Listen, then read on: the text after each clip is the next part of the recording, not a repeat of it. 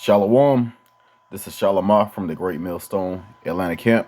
Before I get started in this lesson, I want to give all praises, honor, and glory to Yahweh, Bahashim, Yahweh Shah, Bahashim, Rakah, Hakwadash.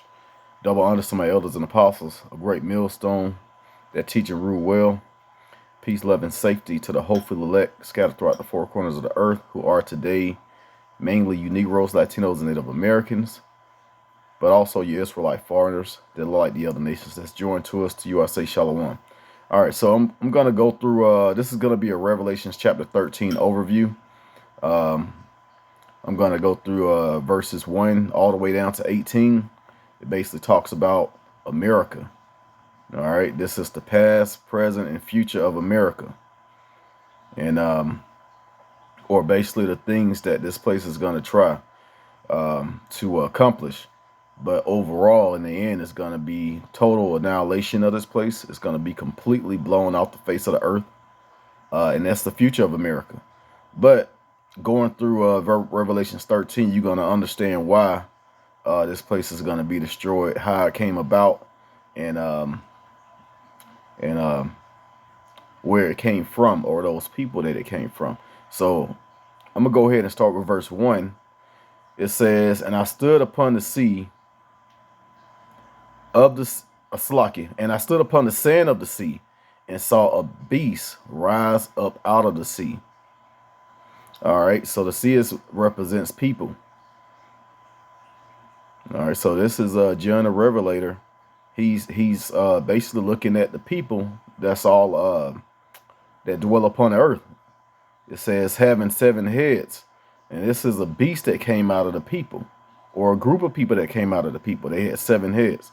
All right, now as I read this, look at the left side of the screen, and you're gonna see the beast and the countries that represents the beast. It says having 7 heads and 10 horns, and upon his horns 10 crowns, and upon his head the name of blasphemy. It's like you. All right, so this place is full of lies and deceit. That's how they're controlling everyone else.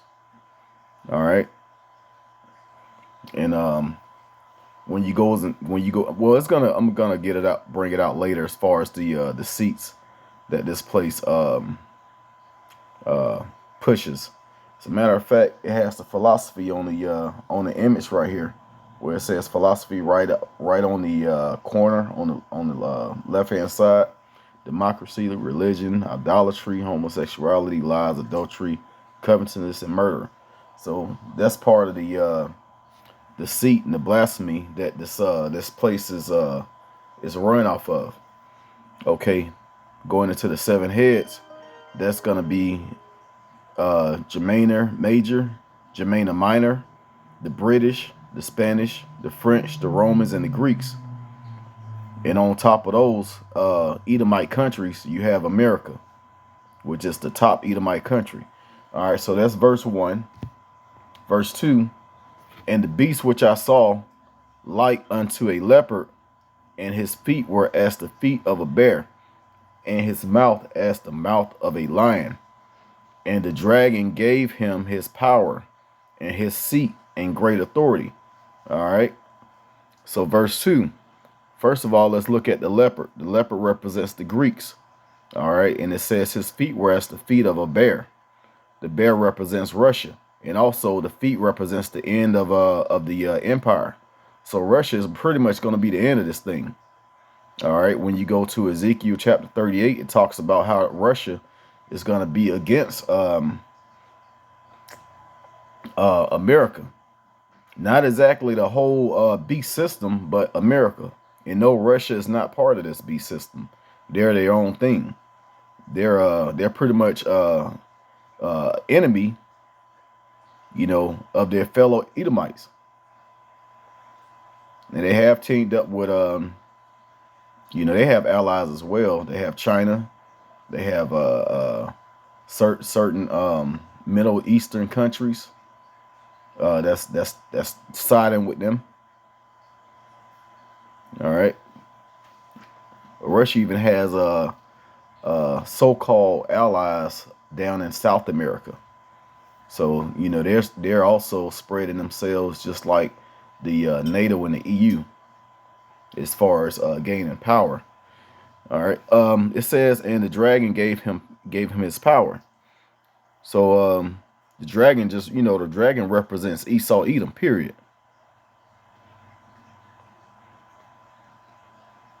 And his seat and great authority. All right. So hey, this is the beginning of how America came about in the beast system. It says, and I saw one of his heads as if it was wounded to death, and his deadly wound was healed, and all the world wondered after the beast. All right. The head that was wounded was Rome, because Rome fell right around the beginning of the Renaissance period. That was when Rome began to fall.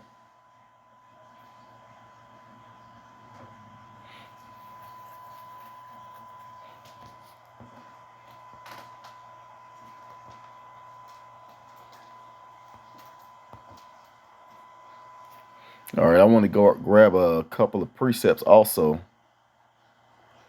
because let's go to Daniel real quick.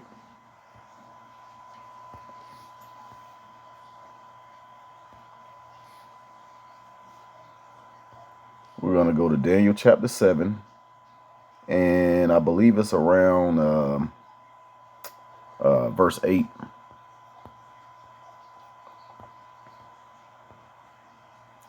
All right, it says, I considered the horns, and behold, there came up among them another little horn. All right, that's talking about America, before whom were 3 of the first horns plucked up by the roots. And behold, in this horn were eyes like the eyes of man, and a mouth speaking great things. All right, so the little horn that was that came up, that was America, and it says, before whom there were 3 of the first horns plucked up by the roots. And the 3 horns that were plucked up by the roots is going into the Spanish, the French, and the British, because those are the main Edomite nations that came over here to America to take down the Gadites, the Native Americans, and conquer the Spaniards, you know, the Latin Americans. Not the Spaniards, but the Spanish, the Latinos. All right, and also the Southern Kingdom, which are the so-called Negroes, they was brought over from the west coast of Africa and made to serve slavery. So those Edomites that did that came from the British, the Spaniards, and the French. And those are the 3 horns that were plucked up, and that the little horn came out of. All right, let's go back to Revelations 13, and I believe we are at I'm gonna read 3 again. And I saw one of his heads as if it was wounded to death, and his deadly wound was healed. That's America, basically Rome coming back as America in the end times, and all the world wondered after the beast. All right, because America is like the top country of the earth as far as style, philosophy. All these other countries want to be like America. That's why you have all nations over here.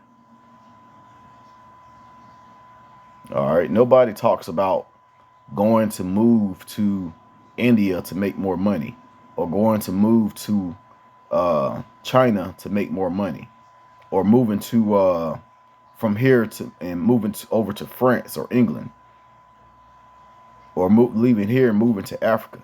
No, everybody in these other nations are moving to America. All right, verse 4, and they worshiped the dragon and gave power unto the beast.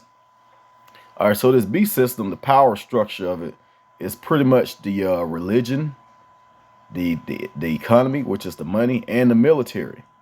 So with those three things, by the way, those are the when you go through Revelation 16 and you read about the unclean spirits, those are the unclean spirits, the military, the religion, and the money. All right, so and it says, who is able to make war with him? And for a long time, a lot of places like America can't be touched. Now it's not like that. They have ICBM nuclear missiles that can fly from one land to another, which is also prophesied in the scriptures. All right. I'm gonna read this again. It says, and they worshiped the dragon and gave power unto the beast. All right, so they gave power to that image, and they worshiped the beast, saying, whom is like unto the beast? Who is able to make war with him? All right. Now let's go to Isaiah real quick, because this place is hella proud. Let's go to Isaiah 47.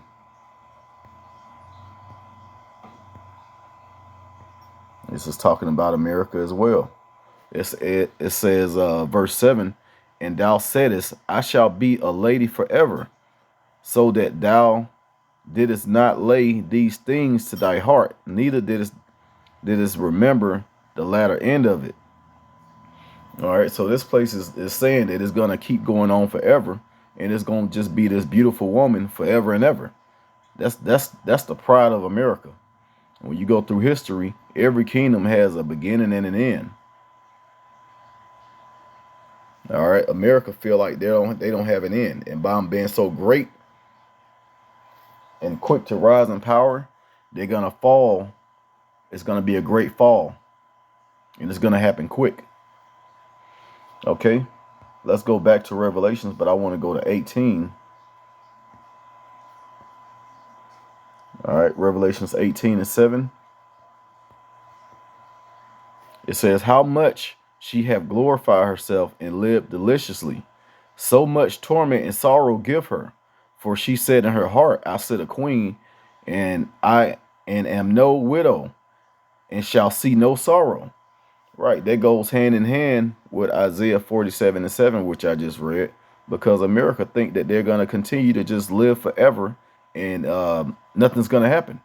This is the place of unwalled villages that's spoken of in Ezekiel 38. This place really thinks that nothing's going to happen. All the violence, all the wickedness, all the pollution this place puts out, the vain philosophies, the lifestyle, the culture, it's all disgusting. And they think that it's going to get better or get worse. The way we look at it, they think it's going to get worse. But Yahweh Shem Shai has a plan for America, and it's not what they think. So that's why I'm going through this breakdown, to let you know what this place has planned and how it came about. Verse 5. And there was given unto him a mouth, speaking great things and blasphemies. And power was given unto him to continue 40 and 2 months. All right, the 40 and 2 months, if you do the math on it, that's 3.5 years. But it's not 3.5 years. You add a couple of zeros on the end of that, or move the decimal over a couple of times. That's actually 350 years. And what dates of the 350 years? That would be 1619, when they first brought the so-called southern Negroes from the southern kingdom, the Israelites from the southern kingdom, the Negroes, over here to serve slavery. And also it wasn't just Negroes in slavery, it was all of Israel. They served slavery in other countries as well as here. You also had Gadites, Native Americans, in slavery over here. That's not talked about. It wasn't just the Negroes. That's why a lot of Native Americans, you can't tell if they're black or Native American, because they was kind of mixed in together. They served slavery also. Actually, Gad, the Native Americans, they kind of took the worst end of it. Actually, all the tribes got messed up pretty bad. Levi, the Haitians, they still going through hell over there. As a matter of fact, Haiti means hell.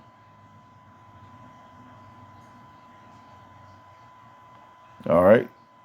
The Haitians, they actually the Levites. They supposed to be the priests of Israel. And they going through pure hell over there.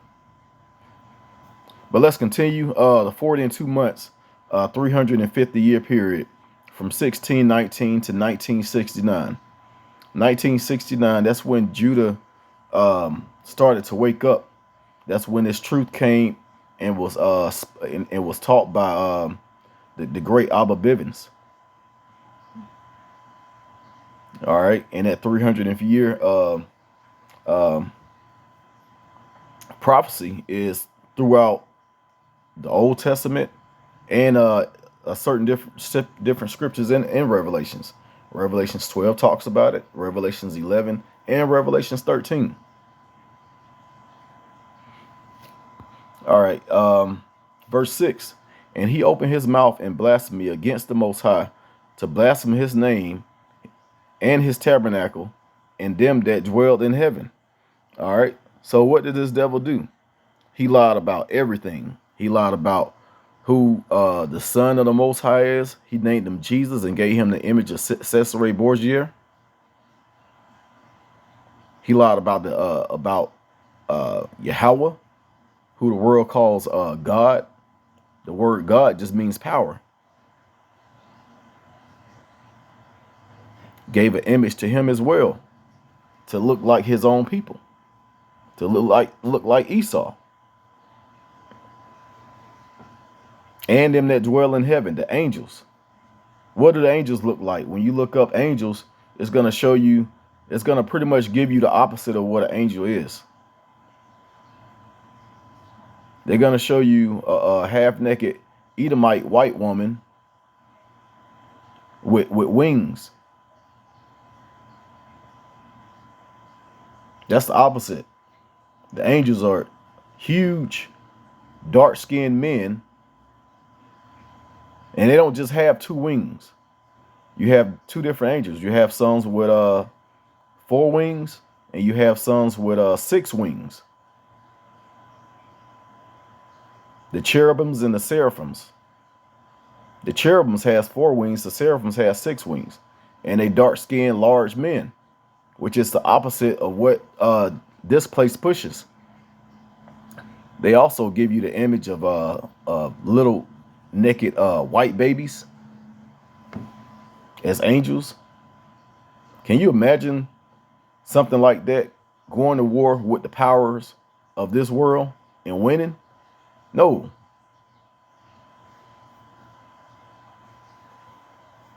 And they give you these images so you won't be afraid of the powers of heaven, and also so you can further worship him by him putting his image on your powers. All right, let's keep going. I'm gonna try and get through this pretty quick. Verse 7, it says, and it was given unto him to make war with the saints and to overcome them, and power was given him to him over all kindreds and tongues and nations. Right, like I said, this place is ruling over all the nations on this planet. All right. Now let's look at this the beginning of verse 7. And it was given unto him to make war with the saints and to overcome them.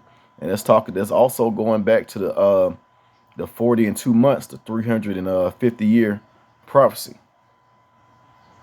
All right, I went over, during that time frame, what did Esau do? He enslaved our nations, our people.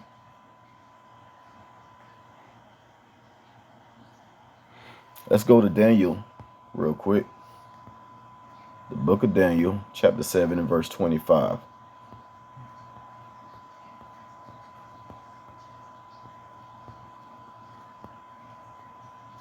It says, and he shall speak great words against the Most High, and shall wear out the saints of the Most High, and to think to change times and laws, and they shall be given into his hand until a time, a times, and the dividing of times. Dividing of time, Salakia. All right. Now, when you go into that, it says he's going to wear out the saints of the Most High. Right. That was done through slavery. That was done through slavery, and our people building up this country that they brag them, proudly boast themselves with. Now let's look at this time, times, and the dividing of time. All right, let's go backwards. Dividing of time. Now this time is represented as 100 years. So if you divide that time, that's 50 years. All right, so now we have 50. Then it has times. So that would be more than one time, which in this case is 2. So that's 200 years. So then you have 250 years. And then it says a time. So you have 100 plus 200 plus 50, which is the same 350-year period that started from 1619 to 1969. All right. So that's what this devil did. He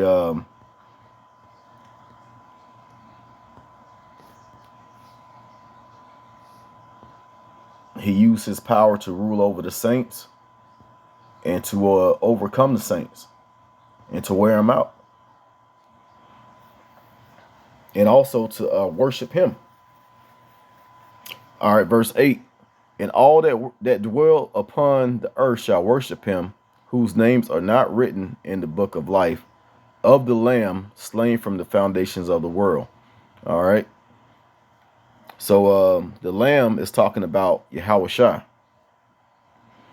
All right. So the Lamb has the book of life. Those are the ones that's going to be saved in the time of salvation, right at the end when nuclear destruction is taking place. The one who they call Jesus, whose real name is Yahushua, he's going to come back in what you would call a UFO, along with all the angels of heaven, which is going to be thousands and thousands of them, and thousands of so-called UFOs. We call them chariots of the Most High. They're going to pull up quick, deliver the saints, the ones that's written in the book of life, and everyone else is going to get destroyed. And it says whose names are not written. All right, the only ones whose names are written are the saints that's going to receive salvation. So you have Israelites, 2/3 of our people that's not written, and you also have these other nations, these heathen nations that are not written in that book. Those are the ones that's going to worship this image, that's going to worship Babylon. You know, they worship his philosophy. They have faith in his money, which is fake, his religion, which is fake, and his military, which is mortal. Okay. All right, verse 9 and 10, coming into the truth. I'm pretty sure a lot of people hear this a lot. This is talking about the future of Esau Edom. It says, if any man have an ear, let him hear. Verse 10. So this is it saying, everybody listen up. He that leadeth into captivity shall go into captivity. He that killeth with the sword must be killed with the sword. Here's the patience and the faith of the saints. So we don't trust in his image. We have faith that he's going to go into slavery, captivity up under us, the Israelites, and he's going to get killed with the sword the way he killed with the sword. The sword is just a modern day weapon. Your nuclear destruction, your missiles, and your bombs, and your all your guns and all of that. That's going to take you out, Esau Edom. All right. As a matter of fact, I got a scripture to go with that. This is also another one coming into this truth that you heard Isaiah 14 and verse 2. It says, and the people shall, let me start from the top, just to get more of a understanding of verse 2. It says, for the Lord will have mercy on Jacob and will yet choose Israel and set them in their own land. So this is going to be after the nuclear destruction, once America is completely destroyed, and set them in their own land, and the strangers shall be joined with them. All right, the strangers are the Israelite foreigners. They're going to be joined with Israel, because when you go into Revelation 7, it talks about all the kindreds and all the tongues and nations. That's talking about all of these other Israelites that's scattered into these other nations. It's like you. And the strangers shall be joined with them, and they shall cleave to the house of Jacob.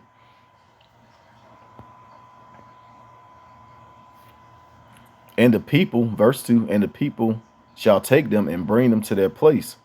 Right, they're gonna be brought over to Israel also. It says, and the house of Israel shall possess them in the land, of the Lord for servants and handmaids. And now this is talking about the heathens.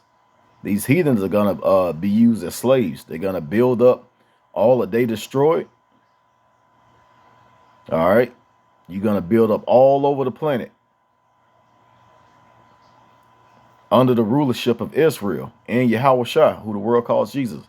It says, for servants and handmaids, and they shall take them captives, whose captives they were. Esau, Edom, the so-called white man. He took us captive. He's going to be taken captive. And they shall rule over their oppressors. The ones that's oppressing us now, they're going to be ruled over. All right. Now, do the who they call Jews now over the Israelis, do they fit this description? No. Who did they go in slavery up under? Who's oppressing them? No one. All right, that's talking about the true Israelites, the 12 tribes of Israel, Negroes, Latinos, and Native Americans, and also the Israelite foreigners. All right, let's go back to Revelations 13. And I believe I left off at verse 10. Let's go to verse 11. It says, and I beheld another beast coming up out of the earth, and he had two horns like a lamb. Now this is jumping back. And that beast that had two horns like a lamb, that's talking about America again. All right. What are those two horns? They're the powers that rule this place. The Democrats and the Republicans.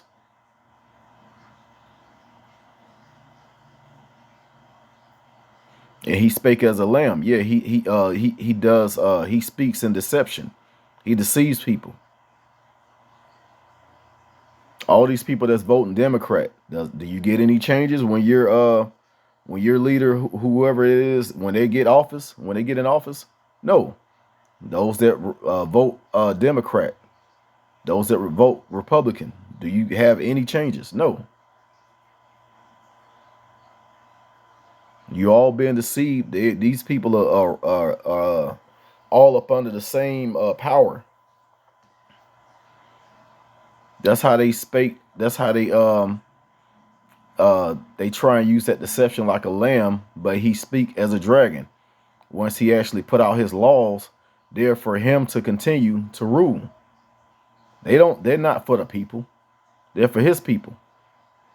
All right. Let's go down to verse 12. And he exercised all the powers of the first beast before him, and causes the earth and them which dwell therein to worship the first beast, whose deadly wound was healed. All right. So what were the powers of the first beast? It's talking about Rome.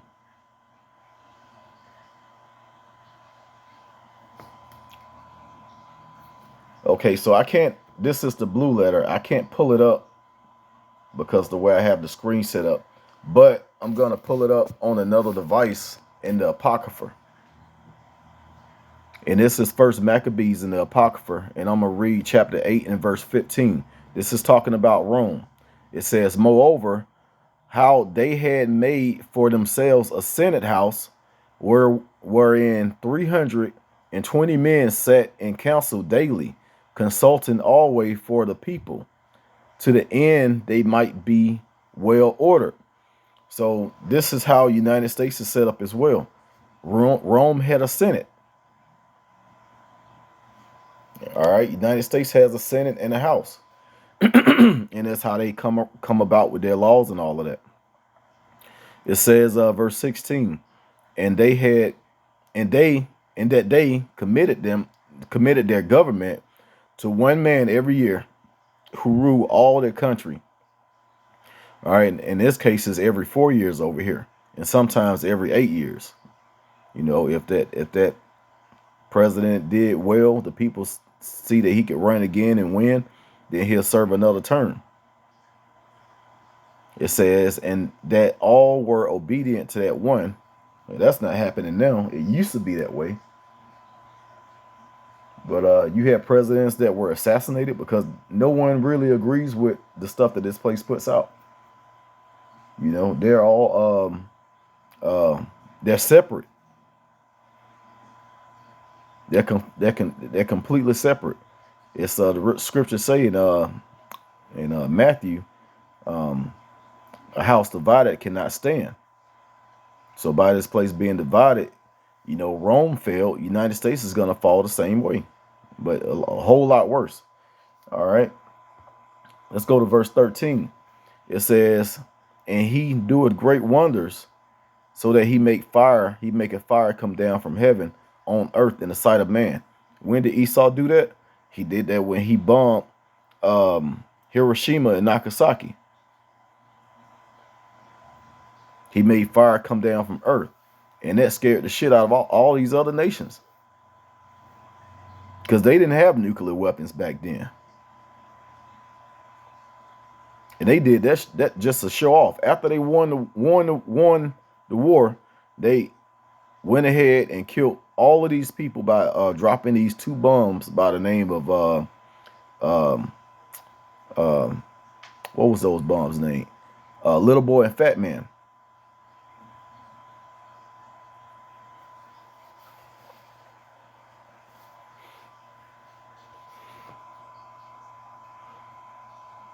Okay, let me get something else real quick. This is, what did I want to get? Let's go to 2 Thessalonians chapter 2.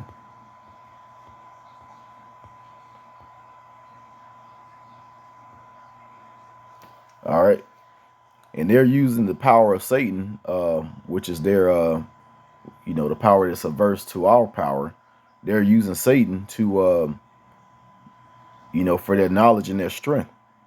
That's their power on this side. Their power is adverse to all power. 2 Thessalonians chapter 2 and verse 9.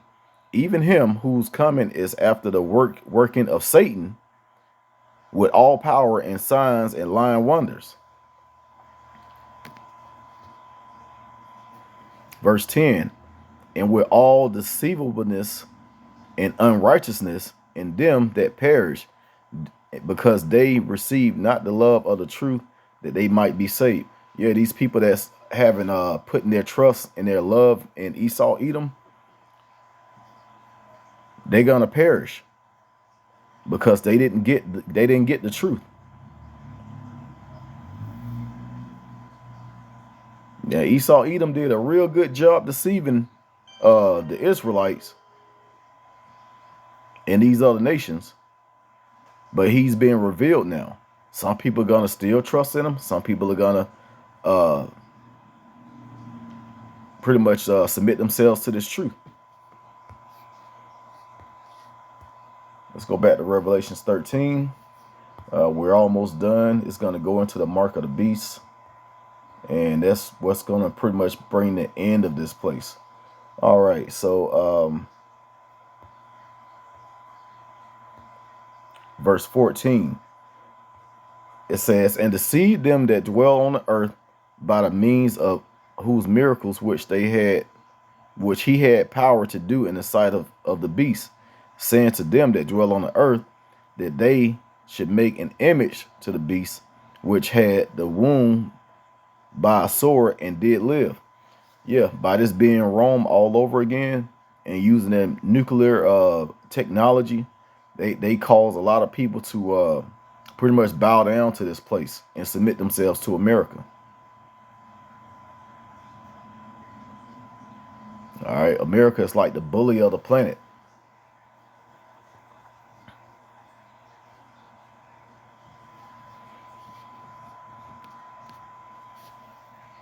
So by them making an image to the beast, you know, they're pretty much causing this place to be alive for people to believe in their philosophies, their religion, their money system, and also their military power.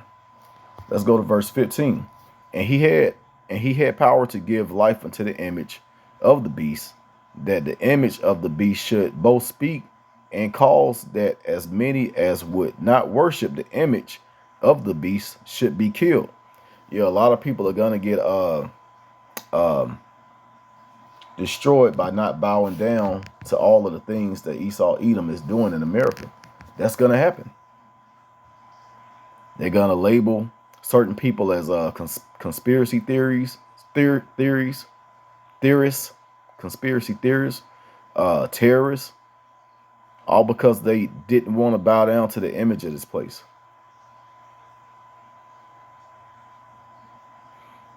Verse 16, and he causeth all, both small and great, rich and poor, free and bond, so that's everybody, to receive a mark in their right hand or in their forehead. So the right hand is pretty much the hand that you're going to be doing most of your using with. It's the right hand. You know, it's not really talking about a right or a left hand or in their foreheads. And those are talking about computer chips.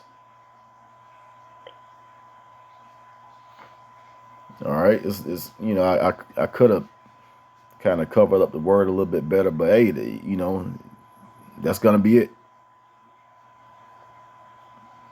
If this video gets taken down, I just do another one and put it right back up. Be a little bit more careful with my words. But now when you go into this word mark, that word is karakma.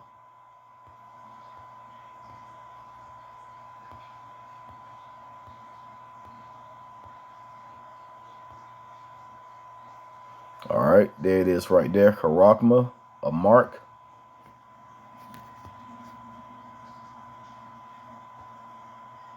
It says a stamp or imprinted mark. The mark stamp on the forehead or the right hand as the badge of the followers of the Antichrist. Okay. So these people are gonna get an incision, a stamp, imprinted mark, and that's gonna be you pretty much giving your soul to the beast.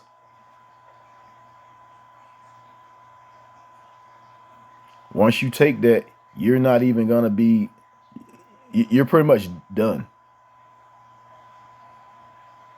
And through the spirit, we believe that it's gonna come this year because the the economy is crashing, the dollar is losing its power, has lost its power. So what's next? It's gonna be a digital wallet, one that no one can take from you. So what are they gonna do? They're gonna put it in you. All right, let's go back.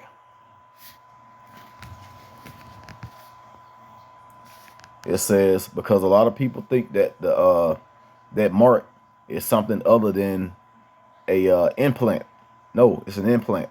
It says right there, and it's a stamp. All right, verse 17, and that no man might buy or sell. All right, because that's going to be your digital dollar, save that he had the mark or the name of the beast or the number of his name. All right, so if you bow down to this place, if you worship this image of this beast,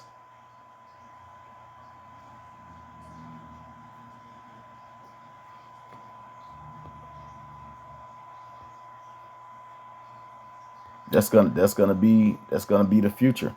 You're gonna have to fully commit yourself to this country, and that's how you're gonna make it here. We're not trying to make it here. We're trying to get the hell out of here by the ways of salvation from Yahweh Bashim Yahweh Shai, and the ways of Yahweh Shai coming to redeem his people. Verse 18. Here is wisdom. Now this is pretty big, because a lot of, back in the day, and what these different religions and what Esau has taught everyone, it says, let him that had understanding count the number of the beast, for it is the number of a man, and his number is 666. Now that word, that 666, which is 666, that has two meanings. Let's look it up.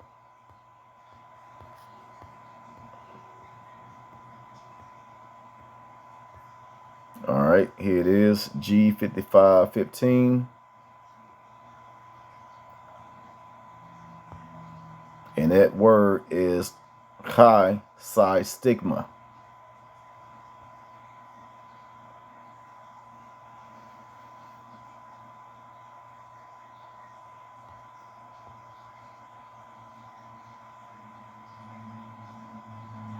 It says the meaning in which is the basis of much vain speculation. I guess you can say that's correct. But yeah, when you go into stigma,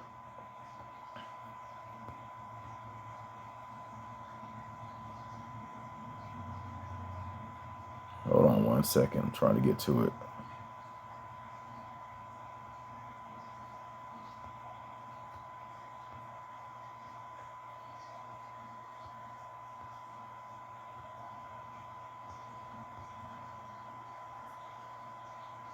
I think this is the stigma right here.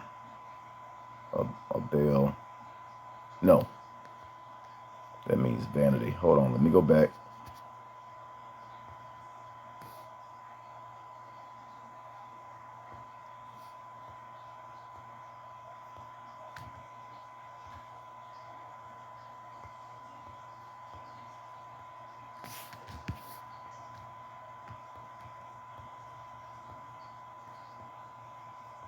Okay, here it is, stigma.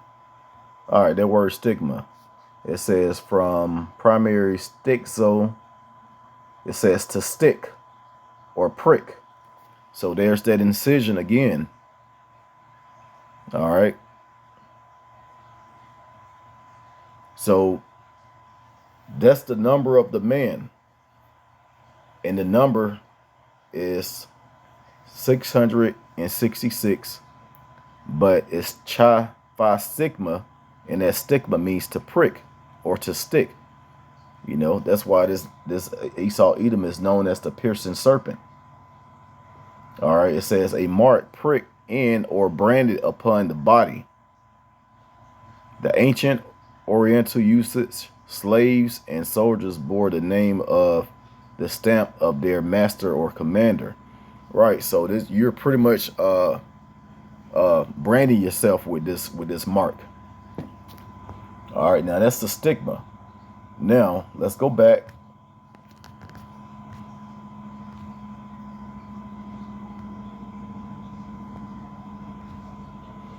Okay, so that number, it says his number is 666. Now there's another meaning of that number 666. And I believe it's in Revelations 17.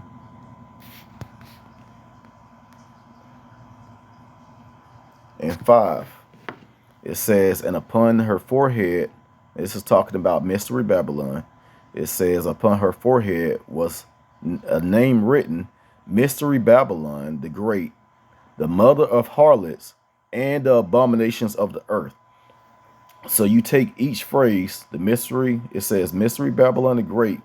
Now, this is going to be a lesson for another day, but you can actually look this up. Many brothers have done lessons on it. Also, the apostles have done lessons on this breakdown. Mystery Babylon the Great, once you translate that to the Paleo Hebrew, The word that it gives has a numerical value. When you break everything down, the numerical value is 6. Also, same thing, the mother of harlots. Once you break that down in the Paleo Hebrew, the numerical value of that phrase is 6. And it says, and abominations of the earth. Same thing. Numerical value in the Paleo Hebrew is going to be 6. So that's why it's all in all caps. 666. That's the number of the man, which is Mystery Babylon the Great, which is America. All right. Now, it's no coincidence that Revelation 17 is talking about America, and also Revelation 13 that I just went through is talking about America as well. So there you go. That's what the 666 is. Well, this was pretty much the overview of Revelations 13. I pray that this was edifying. And till next time, Shalom.